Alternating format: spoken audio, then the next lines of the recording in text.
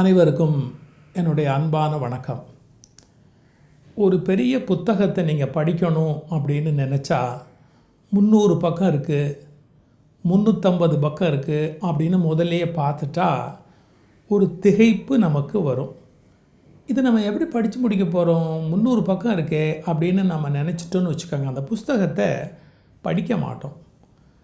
அதுவே இப்படி வச்சுக்கிட்டோன்னு வச்சுக்கோங்களேன், ஒரு நாளைக்கு ஒரு 20 பக்கம் படிக்கிறது அப்படின்னு முடிவு பண்ணிவிட்டு ஒரு 20 பக்கம் படித்தா போகிறோம் அப்படின்னு மனசுக்கு முதல்லையே ஒரு சலுகை கொடுத்துட்றது. எப்போ நீ 20 பக்கம் படித்தா போதும், அதுக்கப்புறம் நீ ரெஸ்ட் எடுத்துக்கலான்னு மனசுக்கு சொல்லிட்டிங்கன்னா சரி, நமக்கு அதோட வேலை முடிஞ்சது அப்படின்னு மனசு படிக்கிறதுக்கு ஒத்துழைக்கும்.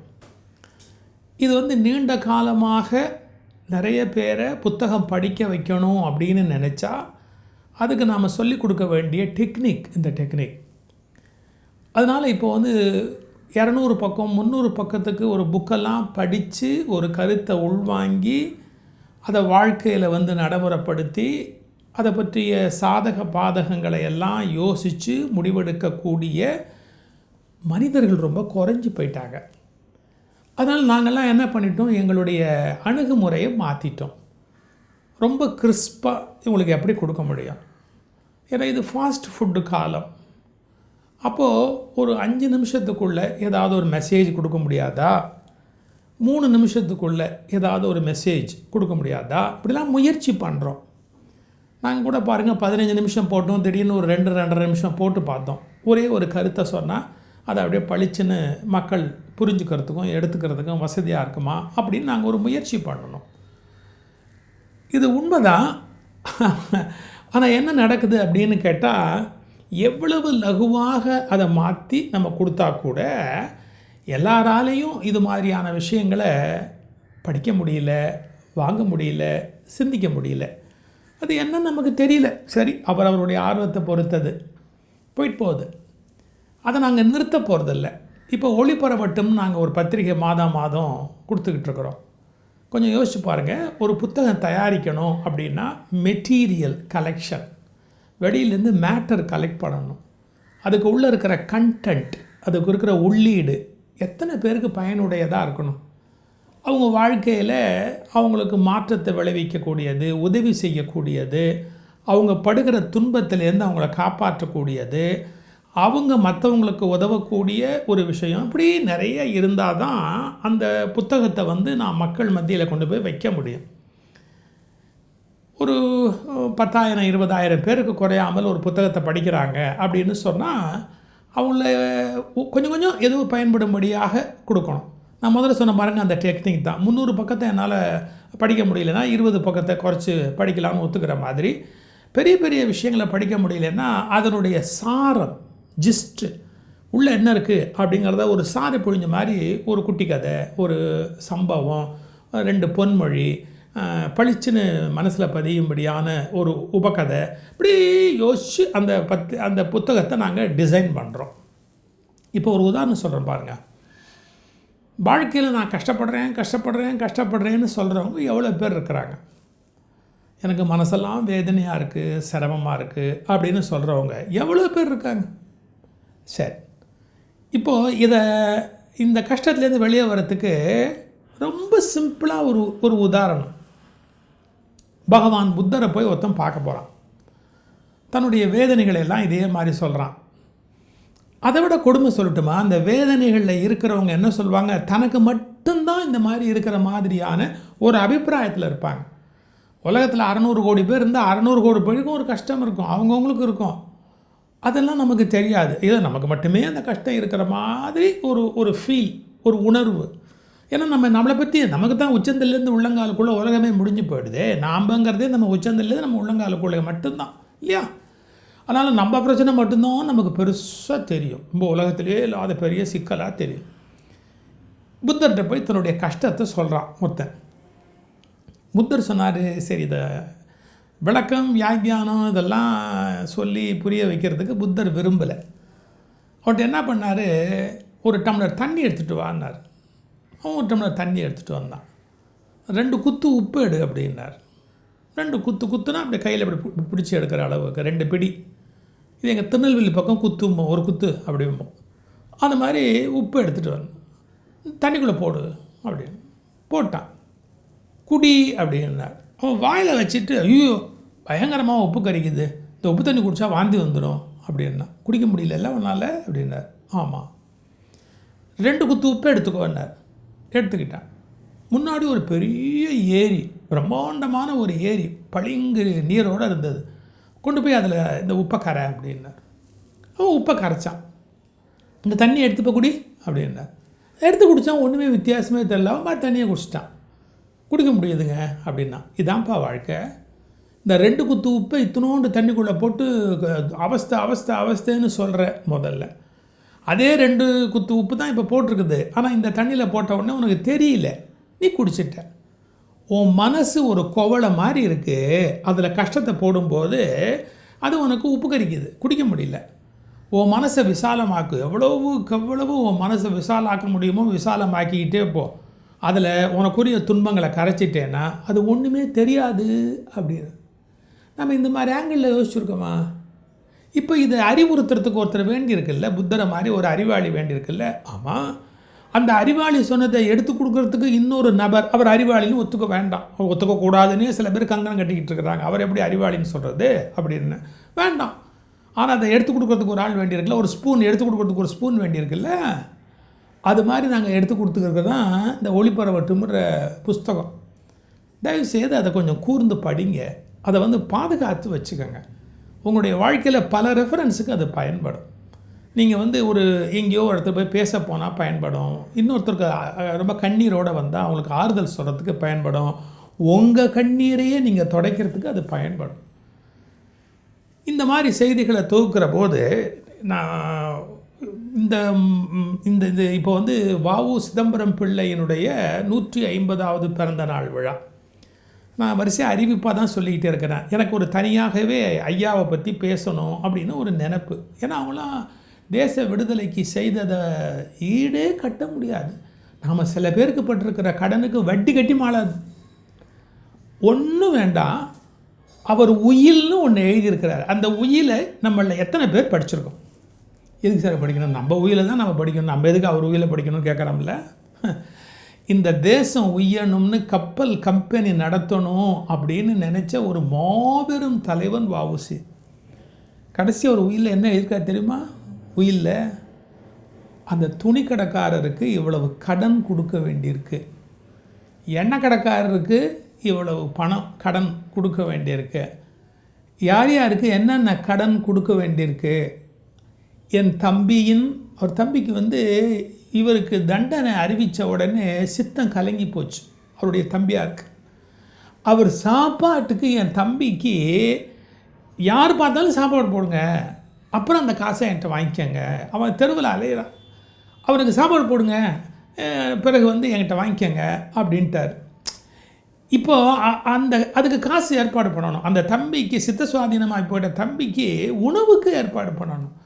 என்ன இந்த தேசத்துக்கு பாடுபட்ட தலைவர்களுக்கு இந்த மக்கள் கொடுத்துருக்கிற பரிசு பாருங்கள். இந்த தேசத்தை காட்டி கொடுத்தவன் எத்தனையோ பேர், இந்த தேசத்தை இங்கிலீஷ்காரன்ட்ட காட்டி கொடுத்தவனுங்க எத்தனையோ பேர். எனக்கு அப்படியே சில சமயம் நெஞ்சு கொதிக்கும். அயோக்கியர்கள், அவர்களை கொண்டாடுறதுக்கு எவ்வளோ பேர் தயாராக இருக்கிறான் சார். இந்த தேசத்தை ஆங்கிலேயர்களுக்கு காட்டி கொடுத்த அயோக்கியர்கள் அவங்கள எவ்வளோ பேர் கொண்டாடினான். ஆனால் இந்த தேசத்தை மீட்கணும் அப்படிங்கிறதுக்காக பாடுபட்ட மிகப்பெரிய மகோன்னதமான உள்ளங்கள், அவங்களுக்கெல்லாம் நம்ம நன்றியோடு இருக்கோம். நம்ம எங்கள் ஒளிபரவட்டும்ல வ.உ.சியினுடைய படம் போட்டிருக்கிறோம் துணைவியாரோட. அவங்களாம் நமக்கு தாய் தகப்பன் மாதிரி. அதே மாதிரி இந்த மாதத்தில் இன்னொரு சிறப்பு இருக்குது. மகாகவி பாரதியாருடைய நினைவு நாளுடைய 100ஆண்டு விழா வருது. அவர் செப்டம்பர் 11 இரவுக்கு மேலே 12 காலை அந்த கணக்கில் பூமியை விட்டு விடைபெற்றார் மகாகவி பாரதி. எப்பேற்பட்ட மனிதர்கள் அவங்கெல்லாம். அந்த நினைவு நாளுடைய 100ஆண்டு விழா வருது. அவரும் அவருடைய மனைவி செல்லம்மாவும் ஆஹா மீண்டும் வந்த காவிய தலைவர்கள் இந்த உலகத்துக்கு. எவ்வளவு தியாகங்கள், எவ்வளவு இழப்புகள், எவ்வளோ பெரிய போராட்டமான வாழ்க்கை. எனக்கு அவர்களை பற்றி உங்களோட பேசணும்னு விருப்பம். நான் இந்த முறை பாரதியாருடைய விழா ஆண்டுதோறும் திருவல்லிக்கேணியில் அவர் வாழ்ந்த இல்லத்தில் மிகச்சிறப்பாக வானவில் அமைப்பின் மூலமாக என்னுடைய உயிர் நண்பர் ரவி ஆண்டுதோறும் நடத்துகிறார். இந்த ஆண்டு நடக்கிறது. இந்த ஆண்டு விழாவில் கவிதையும் கப்பலும் அப்படிங்கிற தலைப்பில் நான் வஉசி அவர்களை பற்றியும் சுப்பிரமணிய பாரதியாரை பற்றியும் அங்கே உரை நிகழ்த்துறேன். அந்த உரையை பிறகு உங்களுக்கு எடுத்து யூடியூப்பில் போடுறேன். எல்லோரும் வரணும்னு நான் சொல்லலை. அது இத்தனோண்டு இடம், யாரும் வந்தால் இடமே காணாது உட்காந்து கேட்குறதுக்கு. நான் எதுக்காக இதை சொல்கிறேன்னா அதை எடுத்து உங்களுக்கு போடுறேன். பிறகு அந்த பேச்சை கேளுங்க. இந்த ஒளிபரவட்டம்ல நாங்கள் அந்த மரியாதை செலுத்தியிருக்கிறோம். மகாகவி பாரதிக்கும் வஉசிக்கும் மரியாதை செலுத்தியிருக்கிறோம். இன்னொரு ஒரு ஆழமான கட்டுரை, அந்த கட்டுரையை பற்றி நான் பிறகு ஒரு முறை பேசுகிறேன்.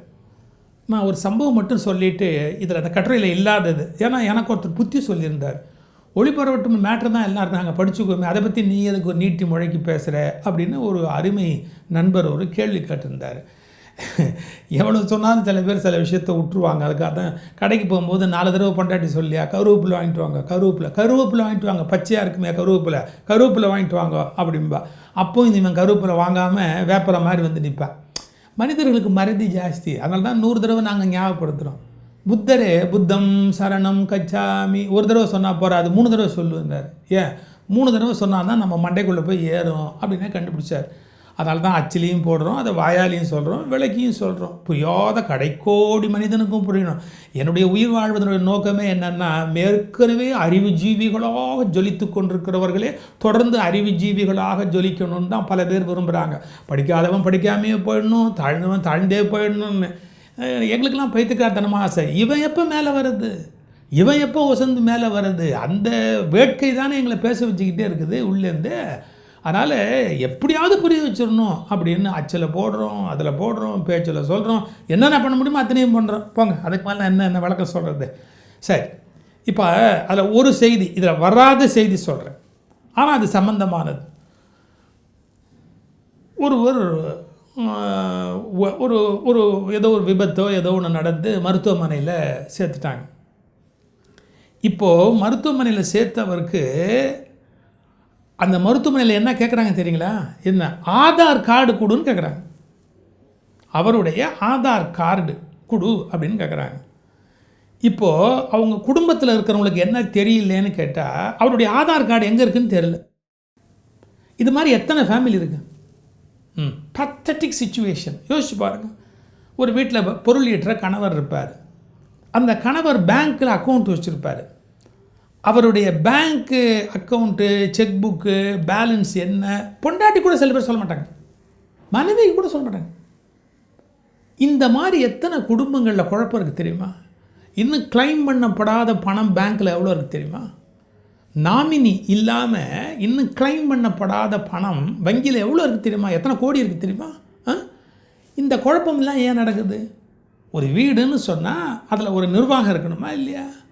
ஹஸ்பண்டோட பல விஷயங்கள் மனைவிக்கு, மனைவியோட பல விஷயங்கள் கணவனுக்கு, கணவன் மனைவி அப்பா அம்மாவுடைய விஷயங்கள் சிலது பிள்ளைகளுக்கு, பிள்ளைகளுடைய ரோடு ஆக்சிடெண்ட்டில் எத்தனையோ குழந்தைங்க கூட இறந்து போச்சு. பைக்கில் போய் பையன் இறந்து போயிட்டான். அவனை பற்றி டீட்டெயிலே பேரண்ட்ஸுக்கு தெரியாது. அதாவது நீங்கள் சில கிளைம் பண்ணணும் அப்படின்னா, இன்சூரன்ஸ் கிளைமு அது இது எதாவது பண்ணணும்னா அதுக்கான பேப்பர்ஸ் எங்கே இருக்குன்னு யாருக்குமே தெரியாது. அவன் என்ன பண்ணியிருக்கிறான்னே தெரியாது. எத்தனை வீடு அப்படி இருக்கு தெரியுங்களா? ஷோ, கொடுமை கொடுமை கொடுமை. இதை புரிய வைக்கிறதுக்காகவே ஒரு கட்டுரை நாங்கள் இதில் வெளியிட்டிருக்கிறோம். அந்த கட்டுரையை பொறுமையாக படிங்க. அந்த கட்டுரை ரொம்ப ரொம்ப ரொம்ப ரொம்ப ரொம்ப முக்கியமான கட்டுரை. பிறகு ஒரு நாள் நான் அதை பற்றி விளக்கியே உங்களுக்கு பேசுகிறேன்னா அது கண்டிப்பாக தெரிஞ்சுக்க வேண்டிய விஷயம். புரியுதா? அந்த கட்டுரையை படிச்சுட்டு அது மாதிரி தயவு செய்து வாழ்க்கையில் இம்ப்ளிமெண்ட் பண்ணுங்க. ஹஸ்பண்டு ஒய்ஃபுக்கு தெரிவிக்க வேண்டியது என்ன, ஒய்ஃபு ஹஸ்பண்டுக்கு தெரிவிக்க வேண்டியது என்ன. அதுக்காக முன்னாள் காதலையெல்லாம் சொல்லிவிட்டு கஷ்டப்படுங்கன்னு நான் சொல்லலை. அப்படி புத்திக்கட்டுத்தனமாக நான் யோசனை சொல்லலை. நீங்கள் போகிற உலகத்தில் எத்தனையோ சிக்கல் இருக்குது, அதெல்லாம் நான் சொல்லுங்கன்னு சொல்லலை. பட் கண்டிப்பாக தெரிவிக்க வேண்டிய விஷயம்னு சில விஷயம் இருக்குது. அதெல்லாம் சொல்லி தொலைங்க. ஏன் பல பேர் வீட்டில் சொல்லாமல் போகிறதுனால பின்னால் மற்றவங்க படுற கஷ்டம் இருக்க தொலைங்கன்னு சொல்கிறது கொஞ்சம் கடுமையான வார்த்தை தான். இல்லை கோவமாக திட்டுறல்ல, பரவாயில்ல வாங்கிக்கோங்க. பல பேர் வந்து அந்த மாதிரியான விஷயத்தை தன் குடும்பத்துக்கு செய்யாமல் போய் அந்த குடும்பம் எவ்வளோ கஷ்டப்பட்டுருக்கு தெரியுங்களா? அந்த வேதனையில் தான் அதுக்கு ஒரு கட்டுரை எடுத்து போட்டிருக்கிறோம். அதை கொஞ்சம் படிங்க. எந்தெந்த விஷயம் நமக்கு அடுத்தவங்களுக்கு நாம் சொல்ல. பேங்க்கு நாமினி போட மாட்டேங்கிறேன் சார், இன்சூரன்ஸ் நாமினி போட மாட்டேங்கிறேன், சிலது சட்டப்பூர்வமாக அவனே கட்டாயம் பண்ணி வச்சுருக்கிறான். அதனால சில விஷயம் இருக்குது. லாக்கர் சாவி எங்கே இருக்குது அப்படின்னு சில பேர் சொல்ல மாட்டேன். ஒய்ஃபுக்கு தெரிஞ்ச விஷயம் ஹஸ்பண்டுக்கு தெரியாது, ஹஸ்பண்டுக்கு தெரிஞ்ச விஷயம் ஒய்ஃபுக்கு தெரியாது, பேரண்ட்ஸ் என்ன வச்சுருக்காங்க அந்த பிள்ளைக்கு தெரியாது, பிள்ளைங்க என்ன இருக்குன்னு பேரண்ட்ஸுக்கு தெரியாது. என்ன உலகமாகி போச்சு, என்ன உலகமாகி போச்சு. இது மாதிரி நிறைய விஷயங்களை ஒளிபரவட்டுமில் பதிவு பண்ணியிருக்கிறோம். அவைகளை தயவுசெய்து படிங்க. இந்த மாதிரி ஒரு இஷ்யூ தயாரிக்கணும்னா எங்களுக்கு எவ்வளோ வேலைன்னு யாருக்கா தெரியுமா? இதை டைப் பண்ணணும், கம்ப்யூட்டரில் டைப் பண்ணணும், இந்த மேட்டரை எடுக்கணும், அப்புறம் அதுக்கு படம் போடணும், பேஜ் மேக்கப் பண்ணணும், அதை கம்ப்யூட்டரில் வச்சு அதை எடிட் பண்ணணும், பிழை திருத்தணும். அது ஏதாவது பிழைகள் இருக்கும், பிழை திருத்துவது மாதிரி அவசியமான வேலை உலகத்தில் கிடையாது. தமிழில் இக்கு இச்சு இட்டு விட்டு போயிருக்கும், ரா மாறி இருக்கும், நா மாறி இருக்கும், எழுத்து தள்ளி போயிருக்கும். இது எல்லாத்தையும் உட்காந்து பிழை திருத்தணும். எத்தனை நபர்கள் அதுக்கு வேலை பார்க்கணும் தெரியுங்களா?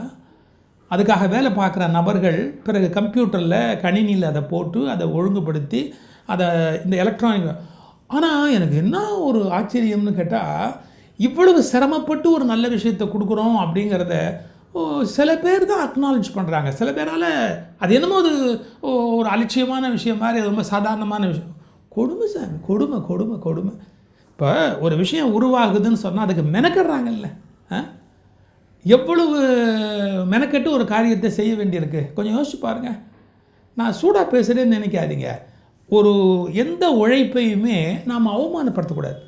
நாங்கள் ஒன்றும் இதுக்கு காசு கொடுங்க நாங்கள் கேட்கல. சில நல்ல உள்ளங்கள் கொஞ்சம் நன்கொடை அப்படின்னு அனுப்புகிறாங்க. அதெல்லாம் அதனுடைய செலவோடு ஒப்பிட்டு அது ஒன்றுமே கிடையாது. ஆனாலும் சில நல்ல உள்ளங்கள் அதுக்கு நன்கொடை அப்படின்னு எங்களுக்கு அனுப்பினாங்க. ஒரு 10,000 20,000 பேருக்கு ஒரு நல்ல விஷயம் போகணும் அப்படிங்கிறதுக்காக மெனக்கெட்டு ஒரு நல்ல காரியம் செய்கிறோம்.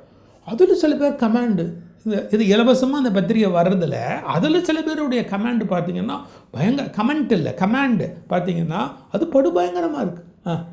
மன்னிச்சுக்கோங்க. என்னென்னா நல்லது செய்கிறவங்க இப்போ படுற கஷ்டம் இருப்பாருங்க, கொஞ்சம் நஞ்சம் கிடையாது.